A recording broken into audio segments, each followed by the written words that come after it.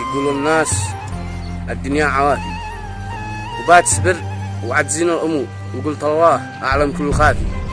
ما يحصل وفيني من شعور عزيز النفس، داس الجمر حافي، ظروفه قاسية لكن صبور، تعود إنه جيب حرافي، ومتجهز على يوم النشور، يخاف الله غيره ما يخافي، وبا يمشي على دنيا العبود، وظل الناس يمشي فوق رافي، وصبرت حالته في 2 شهور، مكيف مفتهن والجيب دافي، من السرقة ومن بيع الخمور، حياته كلها تخطيط خرافي، وأوضاعه في الدنيا سبوك، في الأزمة كبر من كان حافي، ومن كانه في العيشه دبوك، وضاع اللي على النيات صافي، وتعطل على كل الأمور. سلامتكم. الله لسانك. تنسوا الإعجاب بالفيديو والاشتراك في القناة تشجيعا لنا لنستمر بنشر المزيد إن شاء الله.